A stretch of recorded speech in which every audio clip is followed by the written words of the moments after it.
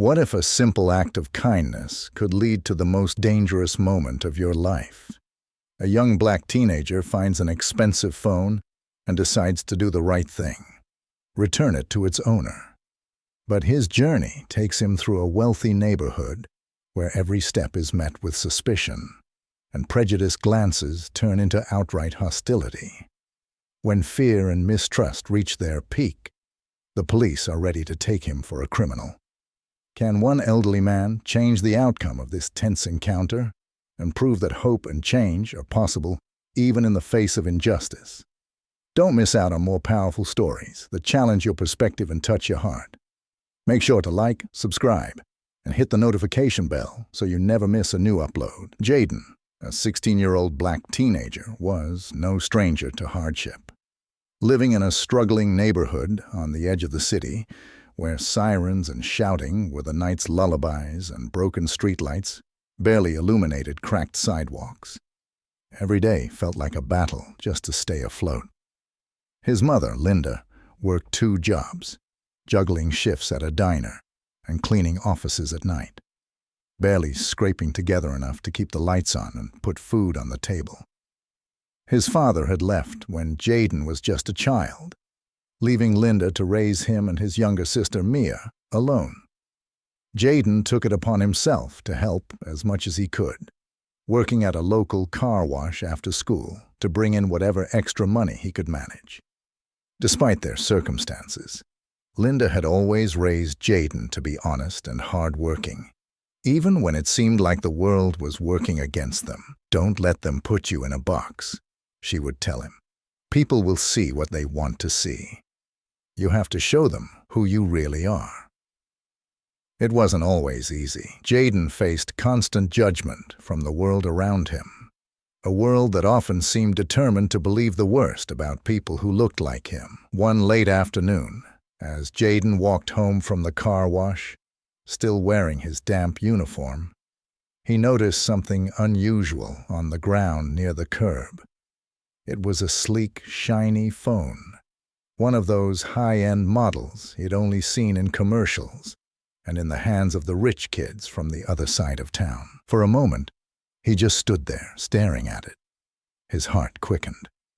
This phone was worth more than what he made in a month. The idea flashed in his mind.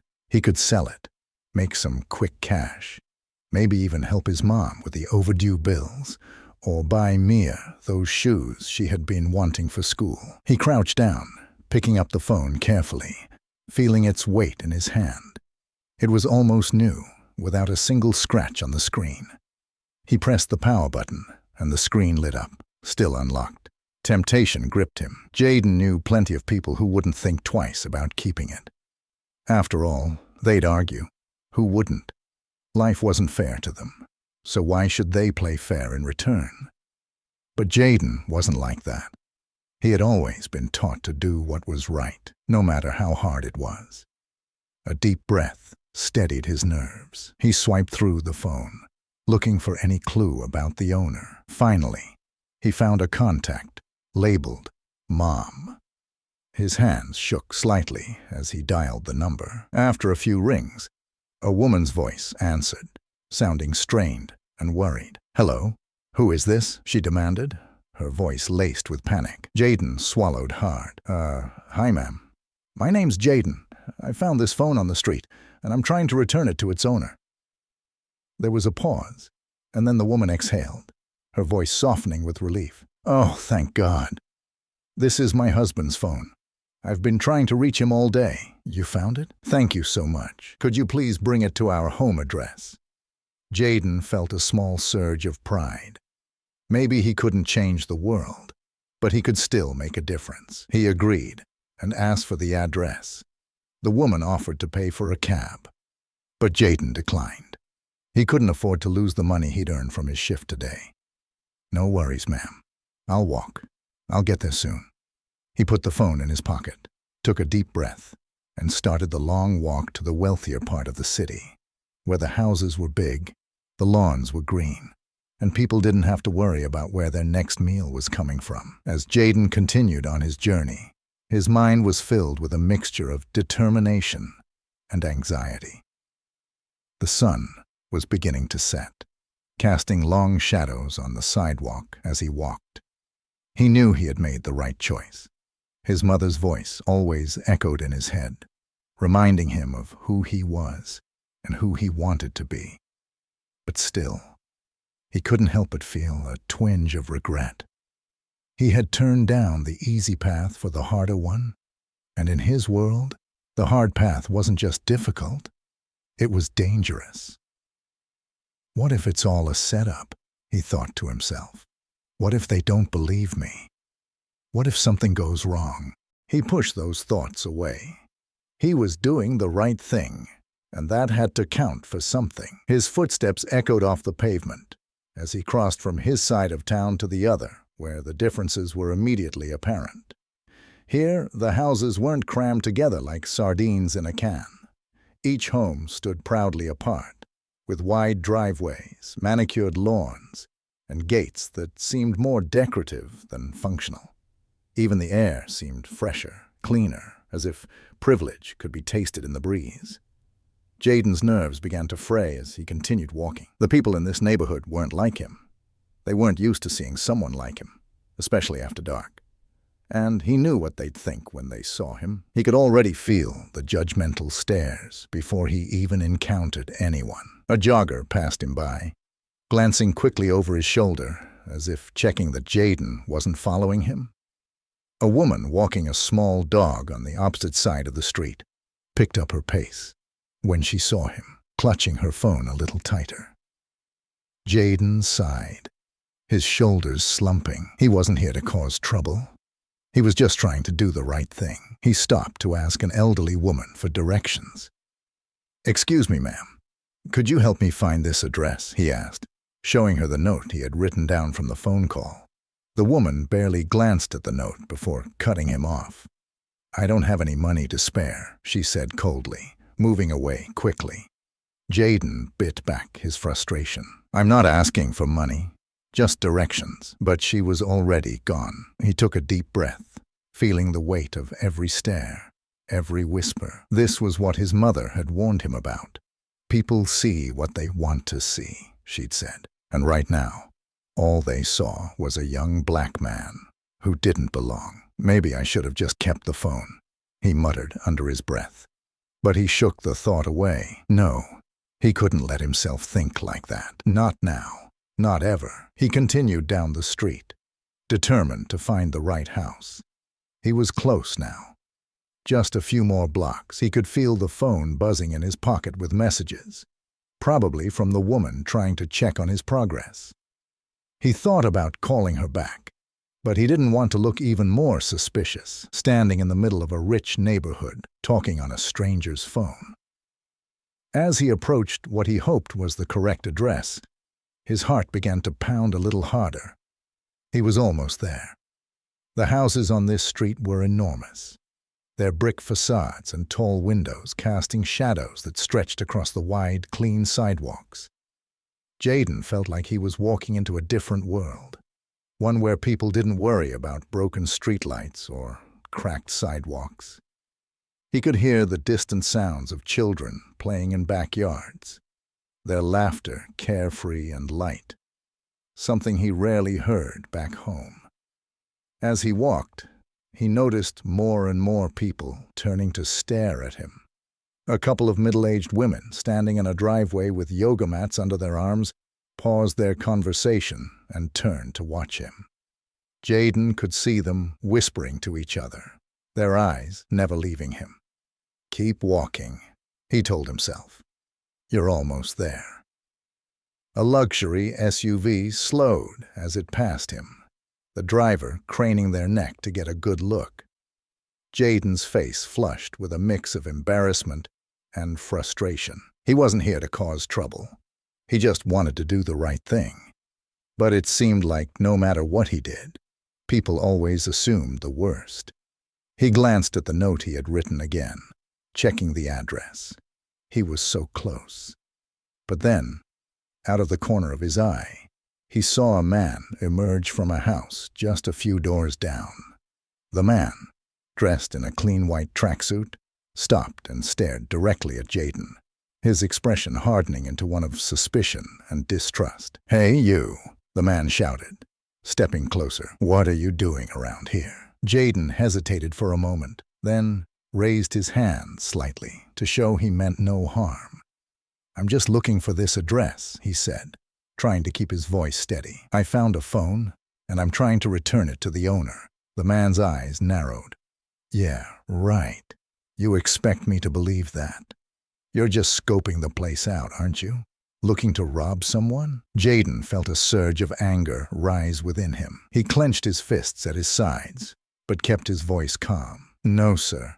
I'm just trying to do the right thing. If you could just let me—" Before he could finish, a couple of other neighbors had come out onto their lawns, drawn by the noise. Their faces were full of suspicion, their eyes narrowing as they sized him up. One of them, a woman with a phone in her hand, muttered, "I'm calling the police." Panic gripped Jaden's chest. "No, please, I'm just trying to—" "Shut up," the man in the tracksuit barked. "We're not buying it. You're up to no good. I can see it." Jaden looked around, his eyes darting from face to face, searching for someone, anyone, who might understand. But all he saw were closed expressions, judging eyes and frowns. He was alone here. Jaden's heart pounded in his chest as the tension around him thickened. The neighbors were closing in, forming a small crowd that seemed more like a barrier than a group of concerned citizens. He could hear murmurs spreading through them, whispers filled with suspicion and fear. "He looks like he's casing the place," one man muttered to his wife, who clutched her purse a little tighter. "I've seen his type before," another woman added, her voice dripping with disdain. "They always say they're here for something innocent, and the next thing you know, your house is broken into." Jaden could feel his frustration turning into a simmering anger. His mother had always taught him to stay calm, to be polite, especially in situations like this. But it was hard. So damn hard. All he wanted was to return a phone, to do the right thing. And now he was being treated like a criminal. "Please," he tried again, his voice wavering slightly. "I'm not here to cause any trouble. I just want to return this phone to its owner. If you could just—" The man in the tracksuit cut him off, stepping closer. "Save it, kid. We've heard all the excuses before. You're probably just trying to distract us while your buddies break into a house down the street." Jaden's eyes widened in disbelief. "What? No, that's not—" "Enough," a woman shouted, raising her phone to her ear. "I'm calling the police right now. Let them sort it out." Jaden's stomach dropped. He had always known this could happen, but knowing didn't make it any less terrifying. He had heard stories from his friends and seen enough news reports to know how quickly things could escalate. He glanced around desperately, hoping for a friendly face, someone who might see him for who he really was. But all he saw were scowls and clenched jaws. The tension broke with the sound of approaching sirens. The police arrived faster than Jaden expected, and his heart sank further. Two officers stepped out of the squad car, their hands already resting on their holsters. One of them, a tall, stern-looking man with a shaved head, approached Jaden, his eyes narrowing with suspicion. "Hands on the hood," the officer barked. "Now!" Jaden froze, his mind racing. "But sir, I'm just trying to—" "I said, hands on the hood," the officer repeated, his tone even harsher. Jaden knew better than to argue further.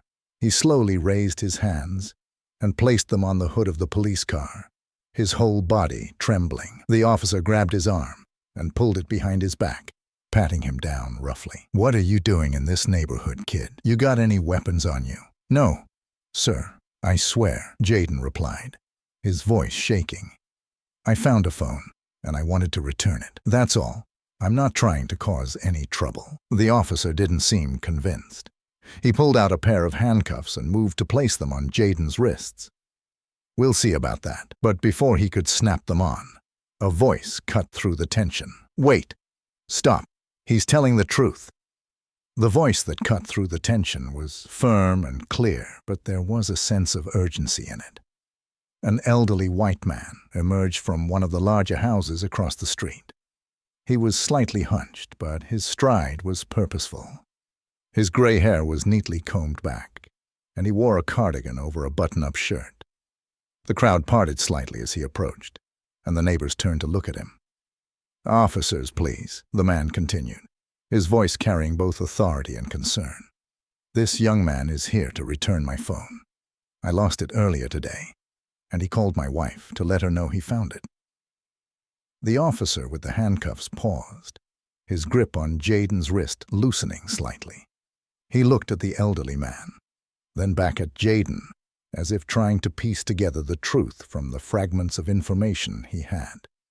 The second officer, a woman with short blonde hair, stepped forward. "Sir, can you prove this is your phone?" she asked, her tone more cautious now. "Yes, of course," the elderly man replied. He stepped closer, and Jaden felt a small glimmer of hope. "May I?" the man asked, gesturing to the phone still clutched in Jaden's other hand. Jaden nodded silently, his throat too dry to speak. He handed the phone over, and the elderly man quickly unlocked it, revealing a screensaver of himself and an older woman smiling on a beach. He held it up for the officers and the crowd to see. "See? It's mine," he said firmly. There was a moment of silence as the reality of the situation sank in. The man in the tracksuit shifted uncomfortably on his feet, his earlier bravado fading away. The woman who had called the police looked down, her cheeks flushed with embarrassment. The officer with the handcuffs sighed and released Jaden's wrist, his face a mixture of frustration and resignation. "All right, looks like there's been a misunderstanding," he muttered. "You're free to go, kid." Jaden took a deep breath, his chest heaving as he tried to steady himself. His heart was still racing, but the wave of relief washing over him was almost overwhelming. He nodded, his voice barely above a whisper. "Thank you, sir," he said to the elderly man. The neighbors, who'd been so quick to accuse, now stood awkwardly, avoiding eye contact with Jaden. Some murmured half-hearted apologies, their voices tinged with discomfort. The elderly man turned to the crowd, his eyes narrowing with disapproval. "This young man did a good deed, and you all jumped to conclusions based on nothing but your own fears and prejudices," he said sharply. "Is this what we've become?" The neighbors looked at each other, some nodding shamefully, others muttering under their breath. The man in the tracksuit rubbed the back of his neck, his earlier hostility replaced with a sheepish expression. "Yeah, well, I guess we were just trying to be careful, you know," he said weakly. The elderly man wasn't having it. "Being careful doesn't mean assuming the worst about someone just because they don't look like you," he replied sternly. "We should be better than this." Mr. Gregory, the elderly man, took a step closer to Jaden, his stern expression softening into a gentle smile. "Son, thank you for what you did. Not everyone would go out of their way to do the right thing, especially not after how they've been treated." Jaden finally managed to find his voice. I just wanted to do the right thing," he said quietly, his eyes still darting around, wary of the crowd. Mr. Gregory nodded. "And you did. More than most would, I reckon." He glanced back at the neighbors, then turned his focus back to Jaden. "Why don't you come inside for a moment? I'd like to talk to you a bit more, if you don't mind." Jaden hesitated. The idea of going inside this stranger's house, especially after everything that had just happened, made him uneasy. But there was something about Mr. Gregory's demeanor that felt genuine, sincere. He nodded slowly. "Okay, sure." As they walked toward the house, Mr. Gregory placed a reassuring hand on Jaden's shoulder. "Don't worry about them," he said softly, nodding toward the still-gathered neighbors. "People fear what they don't understand. It's up to us to help them see things differently." Inside, the house was warm and inviting, with photographs lining the walls and the smell of freshly brewed tea wafting from the kitchen. "Take a seat, please," Mr. Gregory said, gesturing to a plush armchair.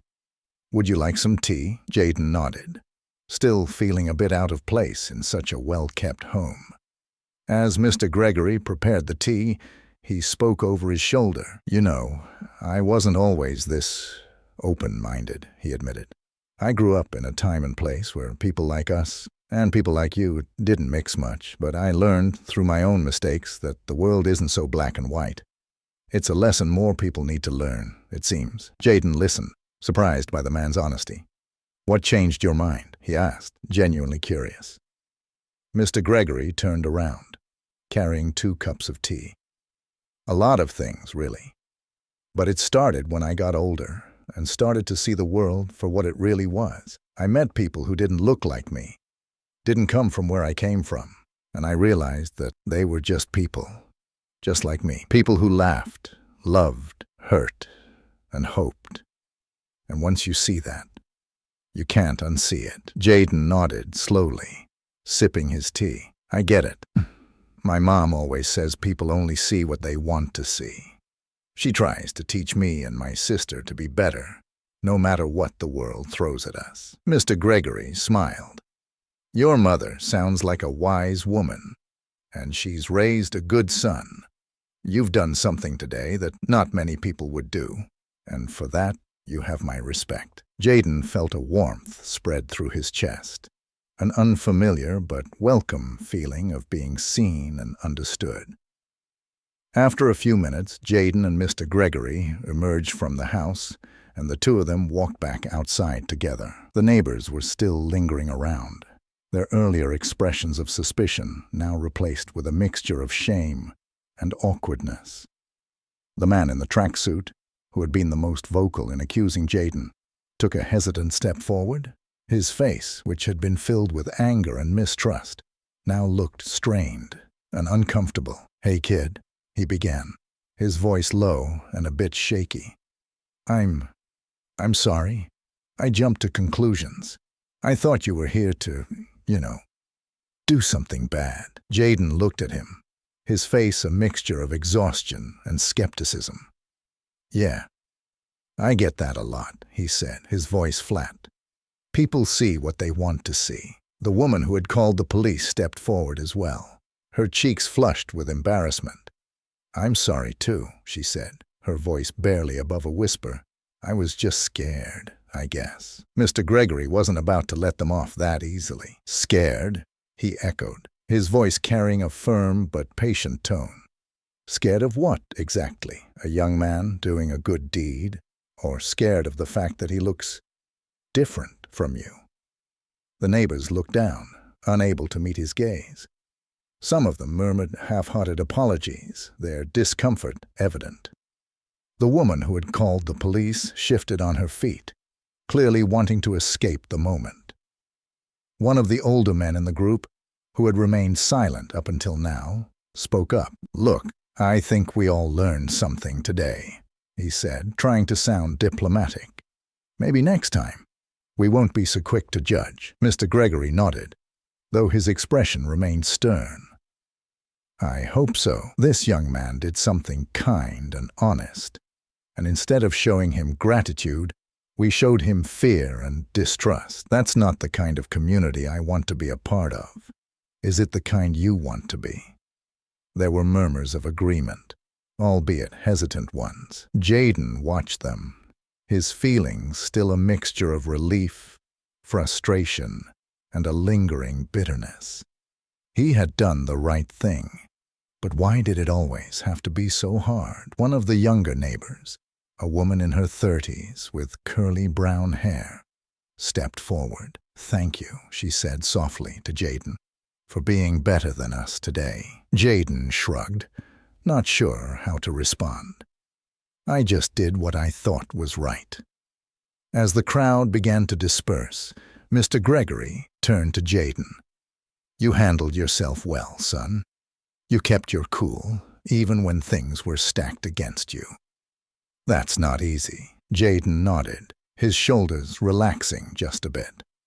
"I've had a lot of practice." As the neighbors left, Mr. Gregory and Jaden stood on the porch, watching them go. Mr. Gregory sighed deeply, his eyes following each of them as they walked back to their homes, their heads bowed a little lower than before. You know, Mr. Gregory began, breaking the silence.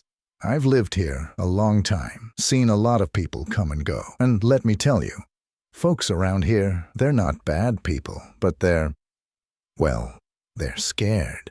And fear makes people do stupid things. Jaden looked up at him, his face still guarded. Scared of what? He asked, his voice tinged with frustration. Scared of people like me? Mr. Gregory nodded slowly. Yes, and scared of change. Scared of facing their own prejudices. It's easier to just label someone and move on than it is to confront your own fears and ignorance. Jaden leaned against the porch railing, his arms crossed. I just don't get it. I was just trying to help. Why does everything have to be so hard? Mr. Gregory gave him a sad smile. Life isn't fair, Jaden. I wish I could tell you it gets easier, but it doesn't. Not always. But what you did today, it matters. It changes things. Maybe not right away, but little by little. Jaden nodded, absorbing his words. I just wanted to do the right thing, he said quietly. And you did, Mr. Gregory replied firmly. And you'll keep doing the right thing, even when it's hard. That's what makes you a good man. Jaden looked at him, surprised by the compliment. Thanks, he said, feeling a warmth in his chest that he wasn't used to. Mr. Gregory smiled. How about I give you a ride home? It's getting late, and I'd like to make sure you get back safe. Jaden hesitated for a moment, then nodded. That'd be nice. Thanks.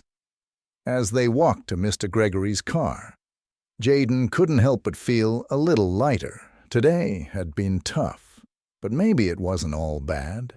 Maybe, just maybe, things could start to change. The following days were a whirlwind for Jaden. The story of what had happened spread quickly, reaching not only the ears of those in his neighborhood, but also appearing in local news outlets. At first, it was just a small column, a brief story about a good deed misunderstood. But soon, it caught the attention of a local journalist who decided to dig deeper. The next week, Jaden found himself sitting across from a reporter in his living room, answering questions about what had happened. His mother, Linda, sat beside him, her face a mixture of pride and concern. I'm just glad he's safe, she said when asked how she felt about the incident. But this isn't new for us. People see what they want to see, and we've been dealing with that our whole lives. Jaden nodded in agreement. I just wanted to return the phone. I wasn't trying to start anything, but if it makes people think twice about judging someone by how they look, then maybe it was worth it. The article that came out the next day went viral, sparking discussions about prejudice, fear, and the importance of understanding. People from all over the city began to weigh in, some defending Jaden, others still holding onto their biases. Back in the wealthy neighborhood, the story had its own ripple effect. Mr. Gregory, who had become a bit of a local hero himself, started organizing community meetings. He invited his neighbors, urging them to come together and talk about what had happened. We need to learn from this, he said at one of the meetings. We can't keep living in fear of each other. We need to build bridges, not walls. Slowly, more and more neighbors began to attend. They talked, they listened, and they started to understand. And while not everyone changed overnight, the seeds of change had been planted. Word of what happened reached further than just the local community. A local nonprofit organization focused on youth empowerment reached out to Jaden, offering him a scholarship for his continued education and a chance to join their youth leadership program. Jaden was both surprised and overwhelmed by the attention, but he felt a growing sense of pride. Maybe his small act of kindness had sparked something bigger than he'd imagined. He discussed the opportunity with his mother. I think you should go for it, Jaden, Linda said, her eyes filled with hope. You've always wanted to make a difference. This could be your chance. Jaden smiled, nodding. Yeah, Maybe it is. He joined the program and quickly became a voice of reason and empathy among his peers. His experience gave him a unique perspective, and he used his story to inspire others to look beyond appearances and challenge their own biases. One day, after a session with the youth leadership program, Jaden decided to take a walk back through the wealthy neighborhood where the incident had occurred. He wanted to see if things had really changed, or if it was all just talk. As he walked, he noticed a group of local teenagers hanging out near a park. They were around his age, and he recognized a few of them from that day. Feeling bold, Jaden approached them. The teenagers, noticing him coming, exchanged glances. One of them, a tall boy with sandy blonde hair, stepped forward cautiously. "Hey, aren't you that guy from the story?" he asked, his voice tinged with curiosity. Jaden nodded. "Yeah, that's me." There was an awkward pause before the boy continued. "Look, man, I just wanted to say sorry about what happened. My dad was one of those people who, judged you before he even knew you." Jaden shrugged. "It's okay. It's not the first time. Probably won't be the last." Another teen, a girl with dark curly hair, spoke up. "We were talking about it at school. A lot of us didn't realize how much we were buying into the same fear. But after hearing your side, it made us think." Jaden smiled.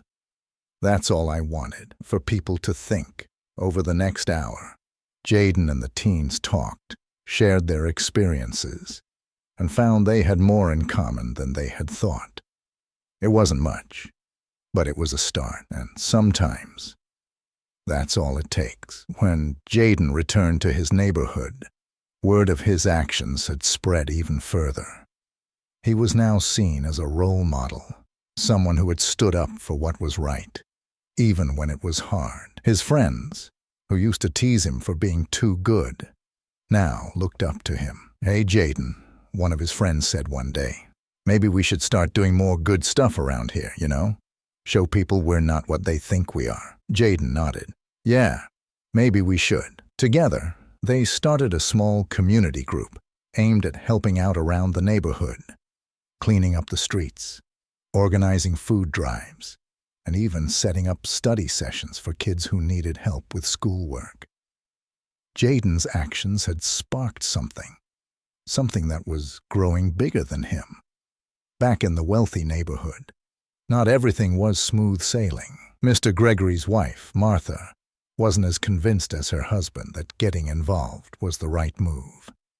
"Why are you bringing all this attention to us?" she asked one evening, her voice filled with worry. "What if it backfires? What if it makes things worse?"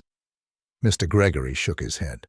"Worse than what, Martha? Worse than letting our fear control us? This isn't about us. It's about doing what's right." Martha sighed, her shoulders slumping. "I just don't want our family to be in the middle of this." "We're already in the middle of it," Mr. Gregory replied. "And we have a choice. We can either stand by and do nothing, or we can help make things better." After a long silence, Martha nodded. "All right, but I'm trusting you on this," Mr. Gregory smiled.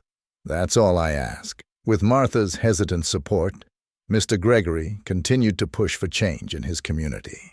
He started a new initiative called Bridges Not Walls, aimed at fostering better understanding between different communities. He invited not only his neighbors, but also people from different parts of the city, including Jaden and his friends. At the first event, Jaden stood up to speak. "We all come from different places, different backgrounds," he said, his voice steady and strong. "But at the end of the day, we all want the same things: to be safe, to be respected, and to be understood. We can't let fear keep us apart." The event was a success, and more followed. Slowly but surely, people started to open up, to listen, and to learn. As the months went by, Jaden became more than just a teenager who returned a phone. He became a symbol of change, of resilience, and of the power of doing the right thing, even when it's hard. His story was shared in schools, in community centers, and even made its way into local government discussions. Jaden, now more confident than ever, continued to advocate for understanding and empathy. He knew he couldn't change everyone, but if he could change just one mind, just one heart, it was worth it. A year later, Jaden and Mr. Gregory sat together at a Bridges Not Walls event, watching as people from all walks of life mingled, laughed, and shared stories. The wealthy neighborhood wasn't perfect, but it was better. People were learning, growing, and slowly letting go of their fears. Jaden looked at Mr. Gregory and smiled. "We did it," he said quietly. Mr. Gregory nodded. "No, son, you did it. You showed them that a single act of kindness can start a wave of change, and that's something worth believing in." As the sun set, casting a warm glow over the gathering, Jaden felt a deep sense of peace. He had faced fear, prejudice, and judgment, but he had come out the other side stronger, braver, and more determined than ever to keep pushing for a better world. And that was just the beginning. A year later, Jaden and Mr. Gregory sat together at a Bridges Not Walls event, watching as people from all walks of life mingled, laughed, and shared stories. The wealthy neighborhood wasn't perfect, but it was better. People were learning, growing, and slowly letting go of their fears. Jaden looked at Mr. Gregory and smiled. "We did it," he said quietly. Mr. Gregory nodded. "No, son, you did it. You showed them that a single act of kindness can start a wave of change, and that's something worth believing in." As the sun set, casting a warm glow over the gathering, Jaden felt a deep sense of peace. He had faced fear, prejudice, and judgment, but he had come out the other side stronger, braver, and more determined than ever to keep pushing for a better world. And that was just the beginning.